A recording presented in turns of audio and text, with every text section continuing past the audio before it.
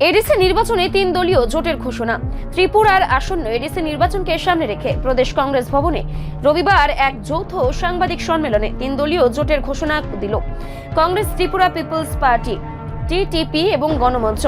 এই বৈঠকে 3 দলই স্পষ্ট বার্তা দেয়, জনগণ যেন নির্ভয়ে ভোট দিতে পারে এবং শাসক দলের চাপ ও হুমকির কাছে নতি স্বীকার না করে। প্রদেশ কংগ্রেস সভাপতি আশিস কুমার সাহা জানান, বর্তমান পরিস্থিতিতে শাসক দলের মোকাবিলা করার জন্য এই জোট গঠন করা হয়েছে।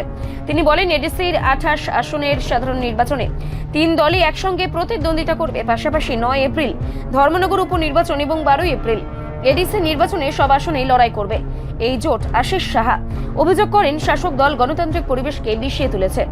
অর্থের আস্ফালন, বিরোধীদের বাড়ি বাড়ি গিয়ে হুমকি দেওয়া, মনোনয়ন প্রত্যাহারের চাপ সৃষ্টি করা, এইসবই বিজেপির প্রহসনমূলক নির্বাচনের অংশ। তিনি দাবি করেন, গত 8 বছরে বিজেপির মানুষের আস্থা হারিয়েছে এবং পেশির শক্তির দাপটকেই টিকে আছে।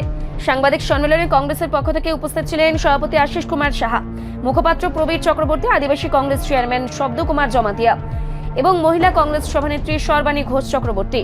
টিটিপির পক্ষ থেকে ছিলেন সাধারণ সম্পাদক প্রবীণ সিংহ, সম্পাদক রিজিয়া খাতুন ও সন্দীপ রঞ্জন দত্ত। গণমঞ্চের পক্ষ থেকে উপস্থিত ছিলেন সাধারণ সম্পাদক প্রদ্যোৎ নারায়ণ মজুমদার এবং সভাপতি জীবন ভৌমিক। গণমঞ্চ আপাতত সিদ্ধান্ত নিয়েছে তারা কোনো প্রার্থী দেবে না, তবে টিটিপি প্রার্থী দেবে। কংগ্রেসের বক্তব্য অনুযায়ী এই জোট শাসক দলের সমস্ত বাধা অতিক্রম করে জনগণের পাশে দাঁড়াবে। 3 দলীয় ঐক্যবদ্ধ লড়াই এডিসি নির্বাচনে নতুন রাজনৈতিক সমীকরণ তৈরি করেছে, যা রাজ্যের রাজনৈতিক আবহে গুরুত্বপূর্ণ প্রভাব ফেলতে পারে।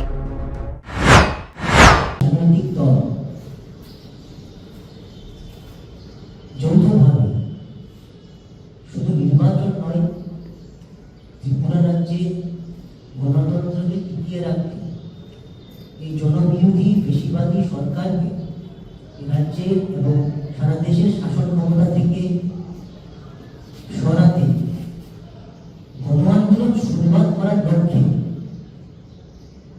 একজোট হয়েছি এবং সেই জোটের বার্তা দিতে আমরা আজ এই প্রেস কনফারেন্সের আয়োজন করেছি। আমরা ত্রিপুরা পিপলস পার্টির পক্ষ থেকে আপনাদের মাধ্যমে রাজ্যের আপামর গণতান্ত্রিক জনগণের কাছে এই আহ্বানটুকু রাখছি। হয়তো আপনারাও অনুধাবন করতে পারছেন, রাজ্যে কিংবা সারা দেশে বিজেপি ক্ষমতায় আসার পর থেকে কিভাবে একের পর এক জনবিরোধী নীতি, কৃষক বিরোধী আইন, শ্রমিক বিরোধী শ্রমকোড, জনজাতি বিরোধী আইন, যেমন ফরেস্ট কনজারভেশন অ্যাক্টের মতো আইন লাগু করার মধ্য দিয়ে কিভাবে দেশে একের পর এক গণতান্ত্রিক কাঠামোকে, মানুষের অধিকারকে খর্ব করার চেষ্টা করছে এবং একেবারে অধিকারকে চূর্ণ বিচূর্ণ করে দিচ্ছে। আজকের এই বিজেপি সরকার সারা দেশে সর্বত্র সাম্প্রদায়িকতার ভিত্তিতে, সাম্প্রদায়িক বিভেদের মাধ্যমে, জাতি বিদ্বেষের মাধ্যমে, ধর্মীয় বিভেদের মাধ্যমে তার শাসন ক্ষমতাকে টিকিয়ে রাখতে উঠে পড়ে লেগেছে।